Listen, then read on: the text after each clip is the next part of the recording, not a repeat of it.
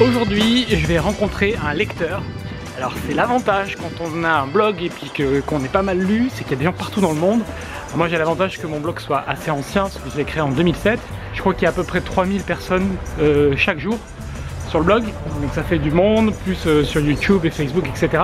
Et donc quand j'ai annoncé que je partais un petit peu en voyage et que j'allais notamment à Séville, j'ai cette personne qui m'a dit « Tiens, moi je suis à Séville, je te lis depuis très longtemps. » Et j'ai quitté la France il y a assez longtemps apparemment pour créer ma boîte là-bas. Et donc voilà, si ça te dit, on peut se voir, je peux te raconter un peu ce que j'ai fait et tout ça. Et bien j'ai accepté avec plaisir. Donc je vais la rencontrer, il m'a donné rendez-vous dans le centre de Séville, dans un bar qui fait des petits déjeuners, etc. Donc venez avec moi, on va le voir.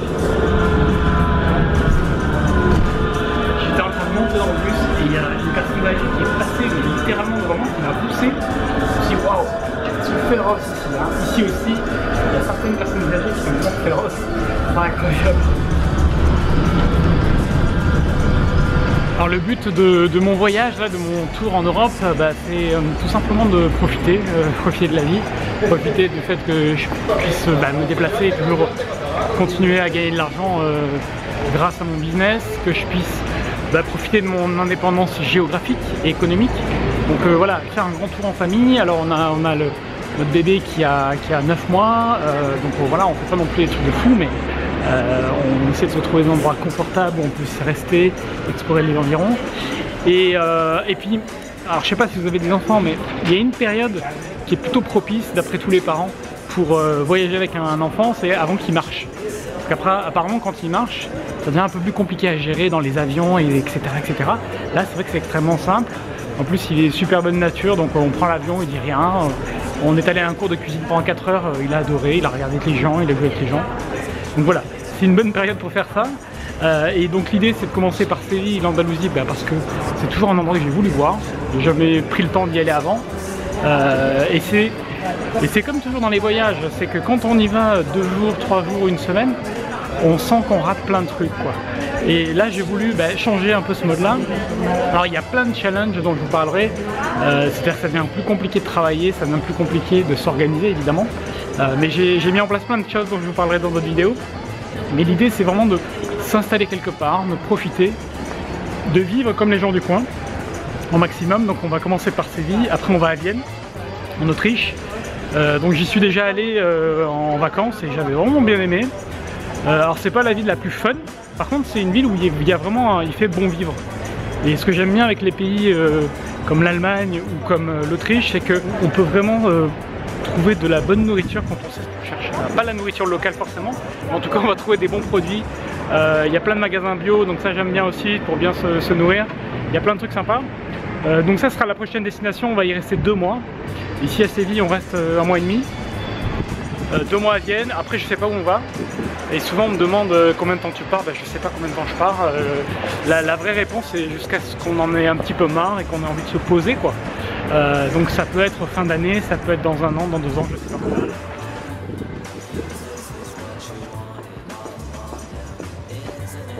Alors ça y est, on arrive. Frédéric, qui est donc la personne que je vais voir, a donné rendez-vous dans un des plus anciens cafés, la Campagna. Je pense que ça veut dire la campagne. Alors un café avec une tartine traditionnelle ici, 2,50 €. En fait je me suis trompé, je suis allé voir le prix, c'est pas 2,50 €, c'est 2 €. Alors on est sur la place d'Hercule, Alameda de Hercule, c'est ça qu'on dit? Alameda de Hércules. Donc apparemment un des fondateurs de Séville. Donc je suis avec Frédéric. Tu peux résumer en gros pourquoi tu es à Séville, puis qu'est-ce que tu fais ici? Alors moi je suis venu à Séville il y a maintenant 10 ans. J'habitais en France, à Lyon concrètement, et j'avais décidé de changer de vie. Donc je suis d'origine espagnole et ça m'a toujours attiré les racines, de venir voir la vie ici. Finalement tu as décidé de faire un test, quoi. Voilà. Je voulais pas prendre d'une certaine façon le risque de changer, de tout plaquer pour venir sans savoir comment j'allais gagner ma vie, sans savoir si j'allais être vraiment bien. Donc je me suis dit pourquoi pas faire un stand-by en France et venir ici juste 4 mois. Qu'est-ce qui s'est passé au cours de ces 4 mois? Est-ce que ça a confirmé? J'imagine que oui, si tu es là aujourd'hui, mais... Voilà. Mais dans ta tête, quoi, comment s'est fait la bascule? Parce que ce qui est compliqué souvent quand on veut changer un peu sa vie, c'est que ça paraît compliqué de tout changer. Il y a le côté le quotidien qui est lourd, quoi, le côté, je sais pas, les habitudes, tout ce que tu avais à Lyon, je sais pas si tu avais, tu vois, un appartement, tout ça, ou des amis que tu avais, enfin tu vois, tout ça est toujours un peu compliqué de lâcher tout ça. Comment t'as fait alors? Dans mon cas, j'ai profité de ces 4 mois pour réfléchir. Donc pour réfléchir à monter un projet. Donc moi à la base je travaille dans l'internet, dans l'hébergement de sites, et donc je me suis tout simplement associé avec mon ancien patron pour monter la même activité ici en Espagne. Wow, ça c'est top ça. Du coup c'est le fait que tu veuilles partir qui a créé cette opportunité. Effectivement, c'est pas l'inverse. Habituellement je sais que c'est l'inverse. Quand il y a une proposition, on quitte le pays. Dans ce cas-là, j'ai fait l'inverse. Quitter la France et venir vivre à Séville était une condition indispensable, et à partir de là, donc j'ai monté le projet d'entreprise et j'ai créé ma vie à partir de cette base-là, du lieu où je voulais vivre, où je me voyais vivre les prochaines années. Et ça je trouve ça génial aussi, c'est de créer sa vie autour de ce qui nous fait plaisir. Et pas l'inverse. J'aime vraiment ce que tu as fait dans ton histoire, que ça illustre ça aussi, c'est de dire, et c'est important pour vous qui nous regardez, de dire, mettez les trucs centraux qui vous font vraiment plaisir, comme le lieu de vie, qui est un élément assez important, ou ça peut être les loisirs que vous avez, ça peut être plein de choses, mais mettez ça au centre et puis construisez tout ce qui va autour. Voilà, pour moi c'était quelque chose de très important et fondamental dans ma vie, d'être là où je veux être, là où je veux vivre. Dans mon cas, j'adore cette ville, j'adore le coin. C'est ce qui m'a permis d'ailleurs de pouvoir me développer, de me donner la force et l'envie de pouvoir créer mon projet, de travailler et à partir de là de construire la vie que je voulais pour moi. Donc ça fait combien de temps maintenant que tu es là? Là ça fait 10 ans. 10 ans, donc bon, on peut dire que maintenant tu es là et bien là. Je suis bien établi, donc j'ai déjà mon projet à marcher, mon business à marcher, depuis. Effectivement, et donc je ne me vois pas revenir évidemment en France, et donc je suis arrivé après beaucoup d'années aussi de travail, d'arriver à ce que je voulais avoir. Ouais. Donc là, ce qui est important aussi de préciser dans ton parcours, c'est que quand tu es arrivé, que tu as monté ton business, il a fallu envoyer quoi, hein. Il a fallu envoyer du bois, il a fallu que tu te mettes au boulot et que vraiment tu crées tout ça.